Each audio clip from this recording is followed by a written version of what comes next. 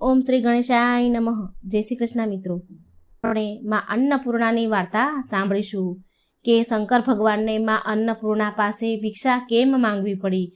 શંકર ભગવાન તો ત્રિલોકના નાથ છે, તો એમને કેમ ભિક્ષા માંગવી પડી? તો આ વાર્તાનું રહસ્ય શું છે તો આપણે આ વિડીયોમાં જાણીશું.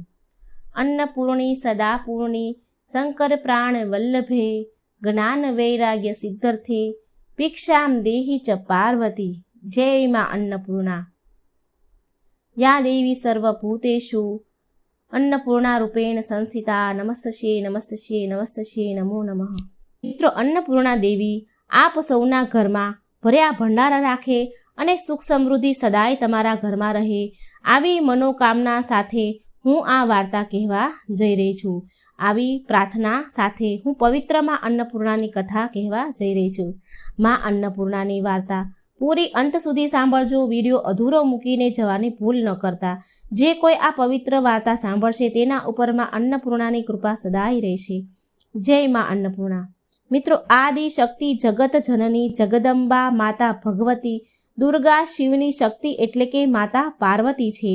આ તો તમે બધા જાણો છો, પરંતુ જગત જનની માં જગદંબા પાર્વતીજીનો અન્નપૂર્ણાનું રૂપ કેમ ધારણ કરવું પડ્યું હતું?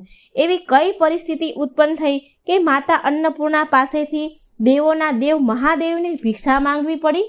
ચાલો આ કથા સાંભળીએ. મિત્રો, પહેલાના સમયની વાત છે. શંકર ભગવાન કૈલાસ ઉપર પર્વત પર એકવાર બેઠા હતા. તે સમયે માતા પાર્વતી તેમની પાસે આવીને બહુ નમ્ર વિનંતીપૂર્વક ભોળાનાથને અનુરોધ કરવા લાગ્યા કે હે પ્રભુ, આપણે કૈલાસ પર એક રસોઈની આવશ્યકતા છે. એટલે શંકર ભગવાન હસવા લાગ્યા અને માતા પાર્વતીને ના કહી દે છે અને ઉપરથી કહ્યું કે દેવી, ભોજન તો એક પ્રકારની આશક્તિ છે અને પ્રાણી માત્રને આ શક્તિનો ત્યાગ કરી દેવો જોઈએ. અને આ બ્રહ્મા વિષ્ણુનું પણ કથન છે અને આ સાચું પણ છે, કારણ કે ભગવાન બ્રહ્માજીએ જ માયાની રચના કરી છે. પરંતુ શંકર ભગવાનના આ શબ્દ અપમાનજનક લાગ્યા માં પાર્વતીને. એમને રસોઈની ના કહી દીધી એટલે માં પાર્વતીને ખોટું લાગ્યું અને માતા પાર્વતી ક્રોધિત થઈ ગયા. કારણ કે માતા પાર્વતી દેવી લક્ષ્મી અને માતા સરસ્વતી સાથે પ્રાણી માત્રનું પાલન પોષણ કરે છે. માં પાર્વતીને બહુ ગુસ્સો આવ્યો, દુઃખ પણ લાગ્યું. શંકર ભગવાનની વાત સાંભળી માતા પાર્વતી બોલ્યા કે હે પ્રભુ, જ્યારે અહીં મારી કોઈ જરૂરત જ નથી તો હવે હું અહીં કેમ રહું? આમ કહીને માં પાર્વતી ત્યાંથી અંતર્ધ્યાન થઈ ગયા, ત્યાંથી ચાલ્યા ગયા. માં પાર્વતીના ગયા પછી ભોળાનાથને તેમની ખોટ વર્તાવા લાગી અને આવી રીતે શંકર ભગવાન ધ્યાનમાં લીન થઈ ગયા અને પૂરા સંસારમાં અન્નની ખોટ પડી, અન્નની ખોટ વર્તાવા લાગી અને ત્રણેય લોકમાં હાહાકાર મચી ગયો. બધા જ દેવી દેવતાઓ ભગવાન ગણેશને આગળ કરીને ભોળાનાથની પાસે પહોંચ્યા. દેવી દેવતા બધા જ ક્ષુધાથી ગ્રસ્ત હતા, ભૂખ્યા હતા. બધા જ શંકર ભગવાનને પ્રાર્થના કરવા લાગ્યા, યાચના કરવા લાગ્યા અને કહ્યું કે હે પ્રભુ, પૂરા સંસારમાં અન્નનો એક પણ દાણો નથી અને અમે બધા ભૂખથી તડપી રહ્યા છીએ. ભગવતી માં પાર્વતીના અંતર્ધ્યાન થઈ જવાના કારણે ભોળાનાથ પાસે પણ અન્નનો એક દાણો રહ્યો નહીં. ભગવાન પોતાને અસમર્થ પામવા લાગ્યા અને અસમર્થ થતાં તેમણે બ્રહ્મા અને વિષ્ણુને પૂછવા લાગ્યા કે હવે શું કરવામાં આવે, હવે આનો ઉપાય શું? પણ બ્રહ્મા અને વિષ્ણુ બંને ભોળાનાથની જેમ જ અસમર્થ હતા. હવે ભગવાન શિવ શંકર ત્રિલોકમાં ફરવા લાગ્યા, અન્ન શોધવા લાગ્યા, પણ ક્યાંય અન્ન, ફળ, કંદમૂળ કંઈ પણ જોવા મળ્યું નહીં. સ્વર્ગલોકમાં ગયા, ત્યાં ખાવા માટે અન્ન, ફળ, કંદમૂળ શોધવા લાગ્યા, પણ ત્યાં પણ સ્વર્ગલોકમાં પણ ખાવા માટે કંઈ મળ્યું નહીં. પછી ગયા પાતાળ લોક, ત્યાં પણ બધું ખાવા પીવાનું અન્ન, ફળ, કંદમૂળ કંઈ પણ મળે તો શોધવા લાગ્યા, પણ ત્યાં પણ કંઈ મળ્યું નહીં. આ જોઈ શંકર ભગવાન બહુ દુઃખી થયા. હવે ભોળાનાથ શિવ શંકરને સમજણ પડી ગઈ, સમજવામાં આવી ગયું હતું કે અન્નનું શું મહત્વ છે અન્નનું મૂળ ભગવાનને સમજાઈ ગયું.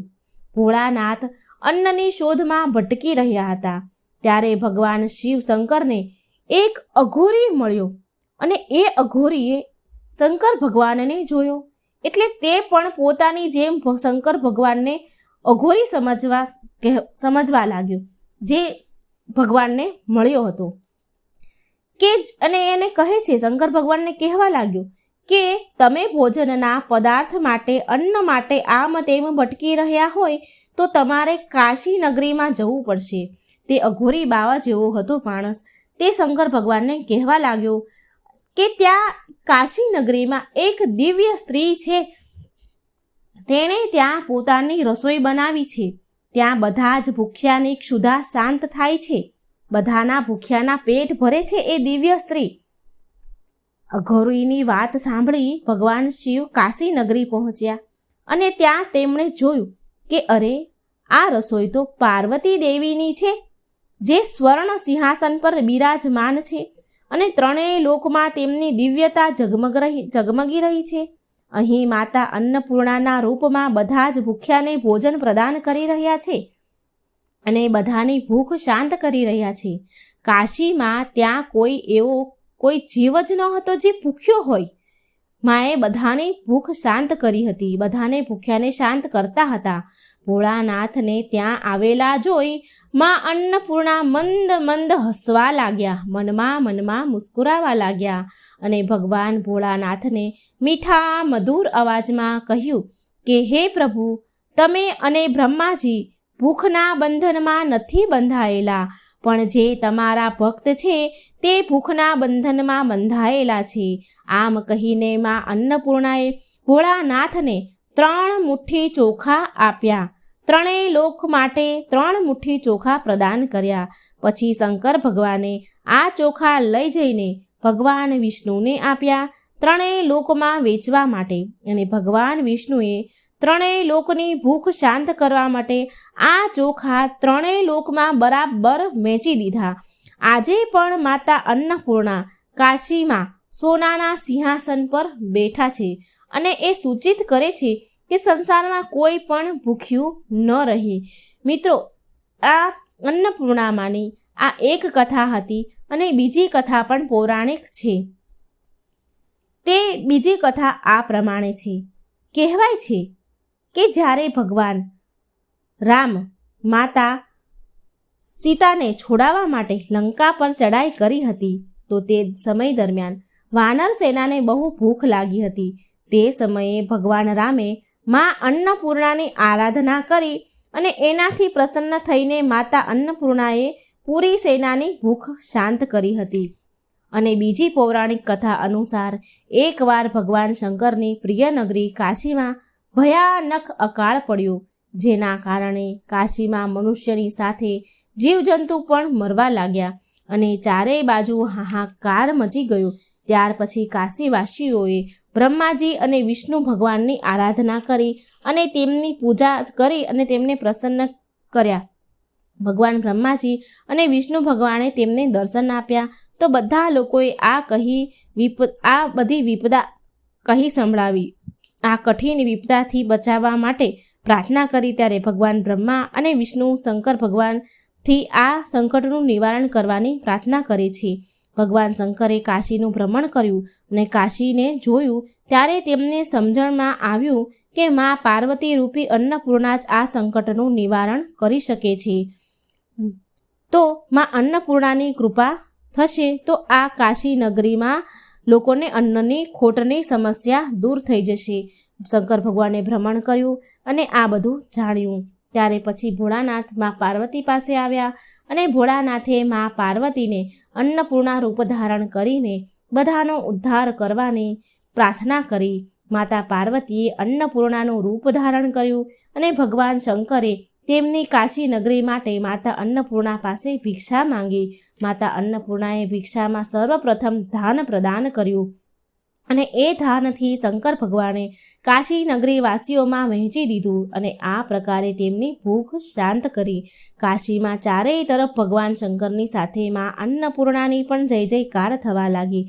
માતા અન્નપૂર્ણાએ ભોળાનાથ શિવશંકરને વચન આપ્યું કે આજથી કાશીમાં કોઈ પણ ભૂખ્યું નહીં સૂવે અને એવું મનાય છે આજે પણ કાશીમાં માં અન્નપૂર્ણાની કૃપાથી કોઈ ભૂખ્યું નથી સૂતું.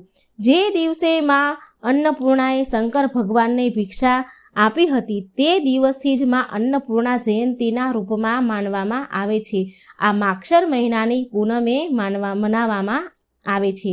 કાશી વિશ્વનાથના પરિસરમાં માં અન્નપૂર્ણાનું મંદિર છે. તે મંદિરમાં માં અન્નપૂર્ણાની સોનાની મૂર્તિ બિરાજમાન છે, જે વર્ષમાં એકવાર ધનતેરસના દિવસે એટલે કે અન્નકૂટના દિવસે 4 દિવસ માટે જ ખુલે છે.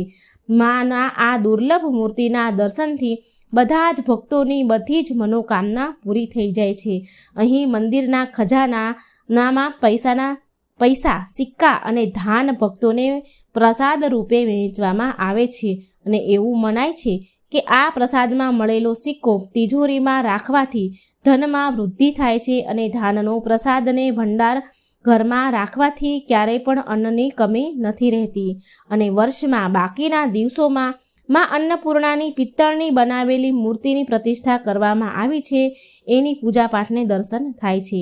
મિત્રો, આ હતી જગતનું ભરણ પોષણ કરનાર માં અન્નપૂર્ણાની કથા. મિત્રો, માં અન્નપૂર્ણાના દર્શન અને પૂજનથી ઘરમાં ક્યારેય ધન ધાન્યની કમી નથી રહેતી અને જો માની કૃપા હોય તો જન્મ જન્માંતરની દરિદ્રતા પણ દૂર થઈ જાય છે. મિત્રો, ભારતીય સંસ્કૃતિમાં ઘરની વહુને પણ અન્નપૂર્ણાનું રૂપ મનાય છે, કારણ કે તે ઘરના બધા જ સદસ્યોનું ભોજનનું ધ્યાન રાખે છે. આપણે ક્યારેય પણ ભોજનનું અપમાન ન કરવું જોઈએ, કેમ કે આમ કરવાથી માતા અન્નપૂર્ણા રિસાઈ જાય છે અને ભોજન બરબાદ પણ થઈ જાય છે. ભોજન બરબાદ કરવું જોઈએ નહીં અને ફેંકવું પણ ન જોઈએ. અને આના સિવાય ઘરે આવેલા અતિથિ, ભિખારી અને ગરીબ લોકોને ભૂખ્યા પેટે પાછા ન કાઢવા જોઈએ. ઘરની ગૃહિણી જો અન્નપૂર્ણામાં છે તો રસોઈ ઘર મંદિર સમાન છે, માટે રસોઈને ક્યારેય ગંદુ ન રાખવું જોઈએ. ભોજન બનાવતી વખતે ક્યારેય તેને ચાખવું ન જોઈએ અને હેઠું પણ ન કરવું જોઈએ. જે ગૃહિણી આ બધી જ વાતોનું પાલન કરે છે તો માં અન્નપૂર્ણાની કૃપા સદાય બની રહે છે અને ક્યારેય તેની રસોઈમાં અન્નની કમી નથી રહેતી. તો મિત્રો, આ હતી માં અન્નપૂર્ણાની કથા. જો મિત્રો તમને સારી લાગે તો મારી ચેનલને લાઈક, સબસ્ક્રાઈબ અને શેર જરૂર કરજો. ભોળાનાથની ભિક્ષા માંગવા તરફ પાછળની આ કથા હતી. આ વાર્તા સાંભળનારની માતા અન્નપૂર્ણા બધી જ મનોકામના પૂરી કરે એવી મારી પ્રાર્થના છે. જય માં અન્નપૂર્ણા. જય શ્રી કૃષ્ણ. રાધે રાધે.